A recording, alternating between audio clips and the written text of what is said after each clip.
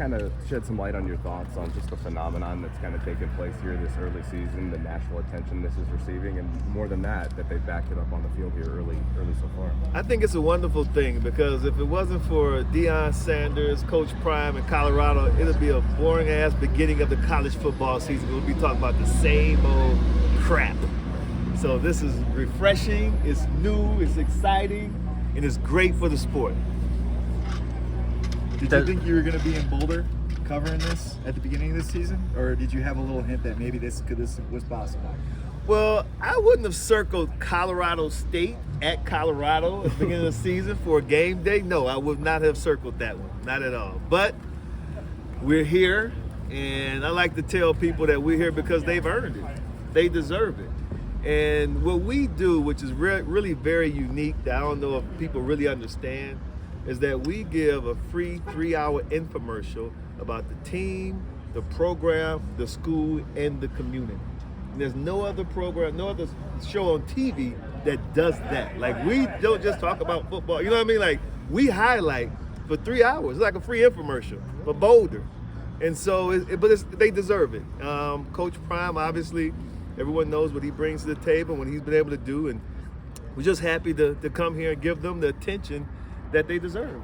Because you're not the only pregame show here this weekend. Do you revel in the competition on the same campus at all? So we're the only 3-hour live show that provides a 3-hour infomercial about the program, the school, and the community. When you look at how Shedeur has performed here early, I was reading Mel Kiper the other day, says he's QB3 right now. What's your evaluation on him, and kind of what do you see his skills projecting to the next level? Wow, so far so good. Shedeur has been better than advertised.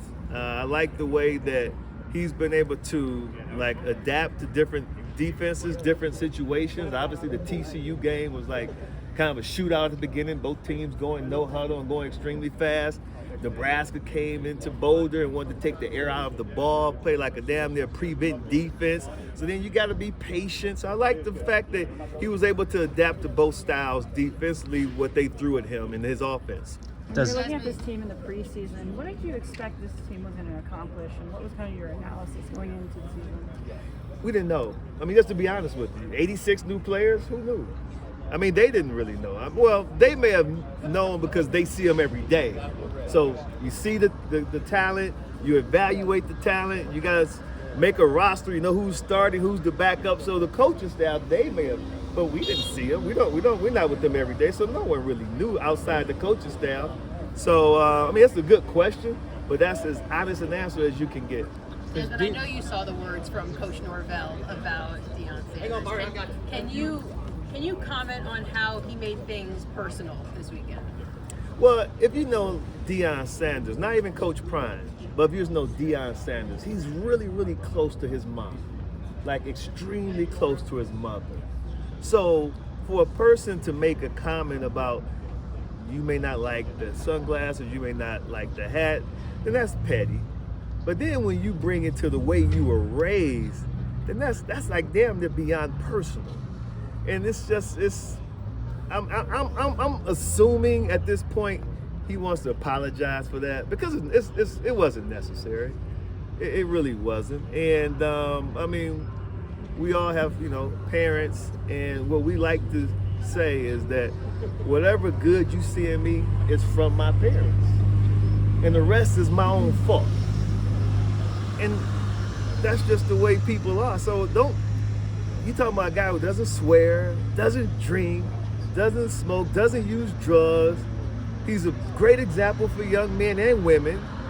And you want to sit there and talk about if he had on shades and a hat? Like, how petty and ridiculous are you to go there about that? Like, really, like, you're a grown-ass man, and you sit there and that's what you want to talk about? Like, why does that even bother you? Shouldn't your attention be on something else? How is your team doing? How are your players doing? How are his players doing? How is his team doing? You see what I'm saying? So that's my take on it. Des, you and Deion's careers in the NFL sort of coincided. Yeah. And then when I talk to guys from your era, to a man, Champ Bailey and others always say, "Wow, I'm glad that there was no social media when I was playing, when I was young." But Deion has embraced social media. His kids live under a microscope. Everything they do is filmed. How do you think that benefits the players, knowing that there's always somebody watching? Yeah, that's a good question. I think it promotes transparency. I think that's what I think about when I see Deion Sanders, like just how transparent he is.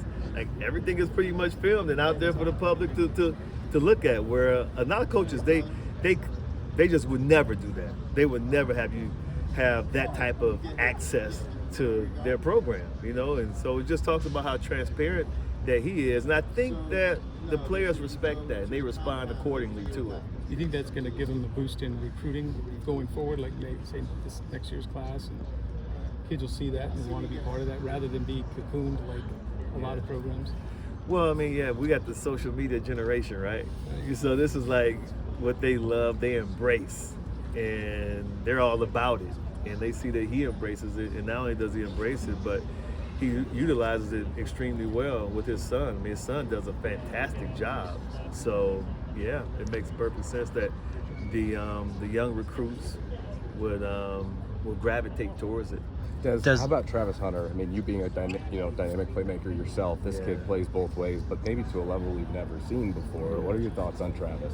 So I had a chance, the opportunity to sit down with Travis Hunter last week, and I actually had the opportunity to sit down with Travis Hunter last year when he was at Jackson State. So I've just been amazed by his athletic ability, but more importantly, his high football IQ. I don't think that gets enough press. He's like a very competitive person, but he's extremely smart. He has a high football IQ. And the pick, the game-saving INT against TCU, I mean, you put 92% of defensive backs in that position, and it's just going to be a touchdown, just because the way the play was designed. So, you know, you look at him diving out there and catching the ball, you get wooed by the athleticism. But that athleticism doesn't even come into the equation without the high football IQ to be able to identify what they're about to do so he can stop it. Desmond, with Coach Prime being here, do you think we could have someone from Colorado joining you in the Heisman House? Yeah, I mean, you definitely could. Yeah, for sure. I mean, it's a marathon. This Heisman thing is a marathon, you know, and you really want to get hot at the right time. But with the talent that he has here, and I believe that he'll be bringing into Boulder too, I think that's on the table. This game aside, Colorado State wants what Cincinnati and UCF have. You know what I mean? To move up from that group of five. Yeah. How big is this an opportunity for them? Never mind the Shades comment and the rest of it. But as a program to get on you guys' stage to shock the world, get their attention. It's a grand opportunity for them. There's no doubt about this, because there's going to be a big spotlight on this game. You know, I mean, everyone's here this weekend. Everyone's descended upon Boulder for this Rocky Mountain Showdown. So this is a huge opportunity for Colorado State, that program, and that team. Absolutely. Thanks, Desmond. Thank you, Desmond.